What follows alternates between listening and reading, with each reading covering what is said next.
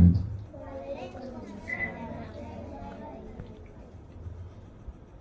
الحمد لله نحمده ونستعينه ونستغفره ونؤمن به ونتوكل عليه ونعوذ بالله من شرور أنفسنا ومن سيئات أعمالنا. من يهده الله فلا مضل له ومن يضلله فلا هادي له. ونشهد أن لا إله إلا الله وحده لا شريك له. ونشهد أن سيدنا ونبينا وشفيعنا وسندنا وحبيبنا ومولانا محمد وعلى آله وأصحابه وبارك وسلم. أما بعد، فقد قال الله تبارك وتعالى في القرآن المجيد: فأعوذ بالله من الشيطان الرجيم. بسم الله الرحمن الرحيم. سبحان الذي يسرى بعبده ليلا من المسجد الحرام إلى المسجد الأقصى الذي باركنا حوله لنريه من آياتنا إنه هو السميع البصير. صدق الله العظيم. اللہ تبارک و تعالیٰ کا بے پناہ احسان ہوا، شکر ہوا کہ اللہ رب العزت نے ہمیں پہلی چیز تو ایمان کی دولت سے سرفراز فرمایا. پھر اللہ تبارک و تعالیٰ کا مزید کرم یہ ہوا کہ اللہ رب العزت نے آپ سب کو دینی مدرسے میں دینی تعلیم حاصل کرنے والا بنایا.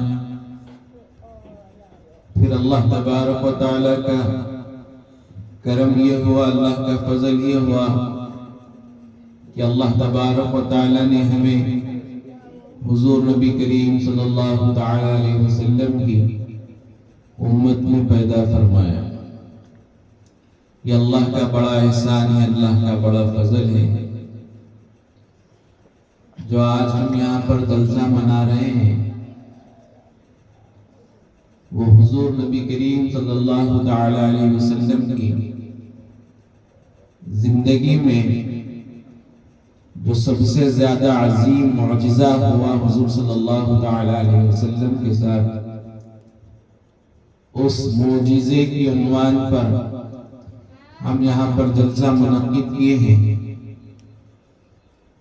حضور صلی اللہ تعالیٰ علیہ وسلم کو اللہ تبارک و تعالیٰ نے ایسا معجزہ عطا فرمایا.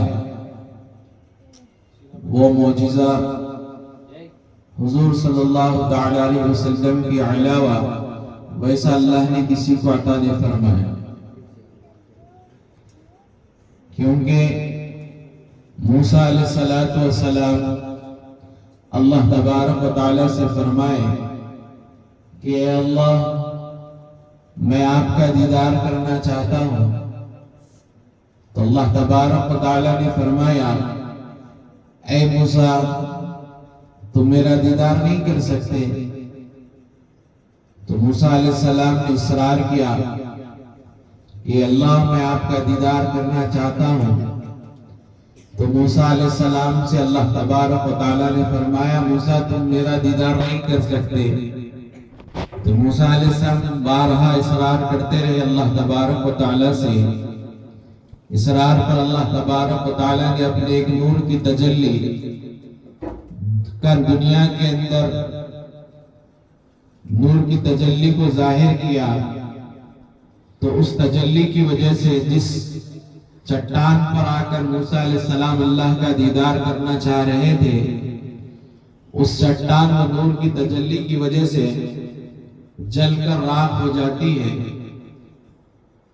تو موسیٰ علیہ السلام کو بھی ایسا شرف حاصل نہیں ہوا جو شرف آپ کے اور میرے نبی صلی اللہ تعالیٰ علیہ وسلم کو حاصل ہوا. حضور صلی اللہ تعالیٰ علیہ وسلم کو معراج کیوں؟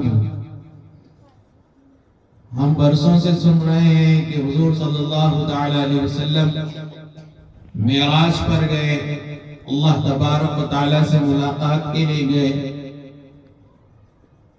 میں آپ کو جو ہے تفصیلاً آپ کے سامنے بات رکھنا چاہتا تھا، لیکن وقت کا تقاضا ہے، میں کو بھی ایک جگہ جا کر جمعہ پڑھانا ہے کیونکہ آج جمعہ کا دن ہے، تو اس کے لیے آپ کے سامنے میں مختصر اور سرسری انداز میں بات رکھوں گا جو آپ کے سمجھ میں آئے گی کہ حضور صلی اللہ تعالی علیہ وسلم کو اللہ نے معراج کیوں کرایا۔ اکثر لوگ اس کو معراج بولتے ہیں، معراج نہیں ہے، وہ معراج ہے، میم عین غالب جیم، معراج۔ تو حضور صلی اللہ تعالی علیہ وسلم کو معراج کیوں کرائی گئی؟ اللہ تبارک و تعالی قرآن کے اندر فرما رہے ہیں لِنُرِيَهُ مِنْ آیَاتِنَا، اللہ فرما رہے ہیں کہ میں اپنی قدرت کی نشانیاں اپنے محبوب کو دکھاؤں۔ قرآن کہہ رہا ہے سبحان الذی اسری بعبدہ، پاک ہے وہ ذات جو اپنے بندے کو لے گئی رات کے کچھ حصے میں، لیلا من المسجد الحرام الى المسجد الاقصی، وہ مسجد حرام یعنی بیت اللہ سے، جس کو ہم کعبہ بولتے ہیں، بیت اللہ سے لے کر مسجد اقصی تک یعنی بیت المقدس تک رات کے کچھ حصے میں کیوں لے گئے؟ اللہ تبارک و تعالی فرما رہے اللہ تبارک و تعالی کہ میں اپنے محبوب کو اپنی قدرت کی نشانیاں دکھاؤں۔ تو اللہ تبارک و تعالی نے اپنے محبوب حضور نبی کریم صلی اللہ تعالی علیہ وسلم کو اپنی قدرت کی نشانیاں دکھا رہا ہے۔ کیا نشانیاں دکھا رہا ہے؟ اللہ تبارک و تعالی بیت المقدس کے اندر تمام انبیاء کی امامت کرا رہا ہے۔ اللہ تبارک و تعالی اپنی قدرت کی نشانیاں دکھا رہا ہے۔ اللہ تبارک و تعالی حضور صلی اللہ تعالی علیہ وسلم کو اپنے جسم مقدس کے ساتھ آسمانوں کی سیر کرا رہا ہے۔ یہ نشانیاں دکھا رہے اللہ اپنی قدرت کی۔ اللہ تبارک و تعالی اپنی قدرت کی نشانیاں دکھا کر بدلا رہا ہے کہ اللہ تبارک و تعالی آدم علیہ السلام کو دکھا رہا ہے، آدم علیہ السلام سے ملاقات کرا رہا ہے۔ اللہ تبارک و تعالی یوسف علیہ السلام سے ملاقات کرا رہا ہے۔ اللہ تبارک و تعالی ابراہیم علیہ السلام سے ملاقات کرا رہا ہے۔ اللہ تبارک و تعالی موسیٰ علیہ السلام سے ملاقات کرا رہا ہے۔ یہ اللہ تبارک و تعالی کی نشانیاں ہیں کہ اللہ تبارک و تعالی جنت کی نعمتیں دکھلا رہا ہے اور اللہ تبارک و تعالی جہنم کے عذابات دکھلا رہا ہے۔ کون ایسا عمل کر رہا ہے جس کی وجہ سے یہ سزا پا رہا ہے؟ سود خور کے بارے میں حضور صلی اللہ علیہ وسلم جیسا جیسا سفر سیر کر رہے ہیں، اس سیر کے اندر دیکھتے ہیں حضور صلی اللہ علیہ وسلم کا گزر ہوا ایک ایسی نہر کے پاس جو ایک دم خون جیسے یعنی خون کا کلر ہے اور سرخ لال کلر کی نہر ہے۔ اس کے اندر ایک آدمی ہے جو تیر رہا ہے، غوطے کھا رہا ہے، ڈوب رہا ہے۔ اس نہر کے کنارے ایک فرشتہ ہے جو پتھروں کی ڈگار لے کر بیٹھا ہوا ہے، اور وہ جیسے ہی کنارے پر آتا ہے وہ بندہ اس فرشتہ اس پتھر سے اس کے منہ پہ مارتا ہے اور وہ پھر نہر میں جا گیا۔ حضور صلی اللہ علیہ وسلم حضرت جبرائیل علیہ السلام سے پوچھتے ہیں، اے جبرائیل یہ کون لوگ ہیں جن پر یہ عذاب ہو رہا ہے؟ یہ کون لوگ ہیں جن پر یہ عذاب ہو رہا ہے؟ حضور نبی کریم صلی اللہ علیہ وسلم سے حضرت جبرائیل علیہ السلام پوچھتے ہیں، اے اللہ کے نبی صلی اللہ علیہ وسلم، حضرت جبرائیل علیہ السلام کیا فرماتے ہیں؟ اے اللہ کے نبی صلی اللہ علیہ وسلم کہ آپ کی امت کے وہ لوگ ہیں جو دنیا میں رہ کر سود کھایا کرتے ہیں۔ سود سمجھتے؟ سود بولتے ہیں انٹرسٹ، مٹی کا پیسہ۔ یہ بہت بڑا گناہ کا کام ہے، یہ بہت بڑا گناہ کا کام ہے۔ حضور صلی اللہ علیہ وسلم سیر میں آگے بڑھتے ہیں، آگے بڑھ کر دیکھتے ہیں کہ حضور صلی اللہ علیہ وسلم کیا دیکھتے ہیں کہ کچھ لوگ ہیں جن کے ناخن تانبے کے ہیں، جن کے ناخن کس کے ہیں؟ تانبے کے ہیں، اور وہ اپنے ہی ناخنوں سے وہ اپنے ہی ناخنوں سے اپنے چہروں کو نوچتے ہیں، اپنے سینوں کو نوچتے ہیں۔ حضور نبی کریم صلی اللہ تعالی علیہ وسلم یہ عجیب و غریب منظر کو دیکھتے ہیں اور حضرت جبریل علیہ السلام سے پوچھتے ہیں، اے جبریل، یہ کون لوگ ہیں جن کے ناخن تانبے کے ہیں؟ پھر ان کا معاملہ یہ ہے کہ انہی ناخنوں سے وہ اپنے چہرے نوچتے ہیں اور اپنے سینوں کو نوچتے ہیں، یہ کون لوگ ہیں؟ حضرت جبریل علیہ السلام فرماتے ہیں، اے اللہ کے نبی صلی اللہ تعالی علیہ وسلم، یہ آپ کی امت کے وہ لوگ ہیں جو دنیا میں رہ کر لوگوں کی غیبتیں کیا کرتے تھے، دنیا میں رہ کر لوگوں کی غیبتیں کیا کرتے تھے۔ آج ہمارے معاشرے کے اندر غیبت عام ہو گئی، غیبت عام ہو گئی۔ اچھا، غیبت کیا ہے؟ غیبت کیا ہے؟ یہ کہ ہم کسی اپنے بھائی کی برائی اس کے پیٹھ کے پیچھے کرنا، یعنی اس کی غیر موجودگی میں اس کی برائی کرنا، یہ غیبت ہے۔ حضور نبی کریم صلی اللہ تعالی علیہ وسلم نے فرمایا، غیبت کرنے والا جنت میں داخل نہیں ہوگا، اور غیبت کرنے والا فرمایا کہ قتل سے بڑھ کے گناہ، غیبت کرنا یہ بہت بڑا گناہ ہے۔ اللہ تبارک و تعالیٰ غیبت کرنے والے کو جب تک معاف نہیں کرتے تب تک وہ جس کی غیبت کیا اس سے معافی نہ چاہے۔ پھر حضور صلی اللہ تعالی علیہ وسلم آگے جاتے ہیں۔ اس سرسری انداز میں آپ کے سامنے بات رکھ رہا ہوں کیونکہ وقت کا تقاضا ہے۔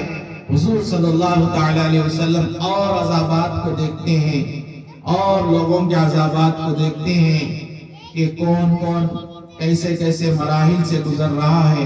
ان عذابات کو دیکھتے ہوئے حضور صلی اللہ تعالی علیہ وسلم اللہ تبارک و تعالیٰ سے ملاقات کے لیے جاتے ہیں۔ ایک ایسے مقام تک پہنچ جاتے ہیں جس مقام کو سدرۃ المنتہا کے نام سے جانا جاتا ہے۔ سدرۃ المنتہا جو ہے وہ لامکاں ہے، نہ وہاں پہ ٹائم ہے، نہ وہاں پہ جو ہے کوئی مکان ہے۔ حضور صلی اللہ تعالی علیہ وسلم سدرۃ المنتہا پر جب پہنچتے ہیں، زمین سے لے کے سدرۃ المنتہا تک حضرت جبریل علیہ السلام کے ساتھ حضور صلی اللہ تعالی علیہ وسلم جاتے ہیں، اور زمین سے جو ہے حضرت جبریل علیہ السلام کے ساتھ تو حضور صلی اللہ علیہ وسلم جاتے ہیں، براق کی سواری پر جاتے ہیں۔ جاتے جاتے وہاں تک جہاں تک میں آپ کو ابھی عرض کیا، سدرۃ المنتہا تک پہنچتے ہیں۔ اس کے بعد سدرۃ المنتہا پر حضرت جبریل علیہ السلام فرماتے ہیں، اے اللہ کے نبی صلی اللہ تعالی علیہ وسلم، اس کے بعد میں آگے نہیں بڑھ سکتا۔ سدرۃ المنتہا وہ مقام ہے جہاں پر تمام مخلوقات کی حد اللہ نے ختم کر دی۔ اس کے بعد آگے مخلوق نہیں بڑھ سکتی، کوئی فرشتہ آگے نہیں بڑھ سکتا، یہاں تک کہ حضرت جبریل علیہ السلام جو ملائکہ کے سردار یعنی فرشتوں کے سردار ہے، وہ بھی اس مقام سے آگے نہیں بڑھ سکتے۔ وہاں پر حضور صلی اللہ تعالی علیہ وسلم نے حضرت جبریل علیہ السلام سے فرمایا کہ ٹھیک ہے یہاں سے چلیں گے۔ جب حضور صلی اللہ علیہ وسلم آگے بڑھ رہے تھے، اللہ تبارک و تعالی نے خود حضور صلی اللہ تعالی علیہ وسلم کا استقبال فرمایا۔ حضور صلی اللہ تعالی علیہ وسلم اللہ تبارک و تعالی سے ملاقات فرماتے ہیں۔ قرآن کہتا ہے کہ حضور صلی اللہ تعالی علیہ وسلم اللہ کے کتنے قریب ہوئے۔ قرآن کہتا ہے کہ فَقَانَ قَابَ قَوْسَيْنِ أَوْ أَدْنَىٰ، کہ اللہ تبارک و تعالی فرما رہے ہیں قرآن کے اندر کہ حضور صلی اللہ تعالی علیہ وسلم اللہ تبارک و تعالی کے اتنا قریب ہو گئے، اتنا قریب ہو گئے کہ جیسے دو کمان مل جاتے، تیر کمان جو ہوتی دو کمان جیسے مل جاتے، خواب قوسین، خواب بولتے کمان کو، دو کمان جیسے مل جاتے۔ اللہ تبارک و تعالی سے ملاقات ہوتی ہے تو اللہ تبارک و تعالی حضور صلی اللہ تعالی علیہ وسلم سے کلام فرماتے ہیں، اور حضور صلی اللہ تعالی علیہ وسلم جیسے اللہ کے سامنے اللہ کی بارگاہ میں حاضر ہوتے ہیں، فرماتے ہیں التحیات للہ والصلوات والطیبات۔ ہم جو نماز کے اندر پڑھتے ہیں، اللہ تبارک و تعالیٰ سے فرماتے ہیں حضور صلی اللہ علیہ وسلم، اے اللہ میری تمام بدنی عبادتیں، میری تمام ظاہری عبادتیں، تمام جو ہے پاکی آپ ہی کے لیے ہے، تمام تر عبادتیں آپ ہی کے لیے ہے۔ حضور صلی اللہ تعالی علیہ وسلم اللہ کی بارگاہ میں عرض کرتے ہیں تو اللہ تبارک و تعالی فرماتے ہیں السلام علیکہ ایھا النبی ورحمۃ اللہ وبرکاتہ، اے نبی آپ پر سلامتی ہو، آپ پر رحمتیں ہو، آپ پر برکتیں ہو۔ ہمارے نبی صلی اللہ تعالی علیہ وسلم فرماتے ہیں السلام علینا وعلی عباد اللہ الصالحین۔ کیا فرماتے ہیں نبی کریم صلی اللہ علیہ وسلم؟ اے اللہ مجھ پر بھی سلامتی ہو اور میری امت کے نیک بندوں پر بھی سلامتی ہو۔ تو یہ جو التحیات پڑھتے ہیں، علماء بتاتے ہیں یہ التحیات کا جو ہم نماز کے اندر پڑھتے ہیں، یہ التحیات اللہ تبارک و تعالی اور اس کے محبوب صلی اللہ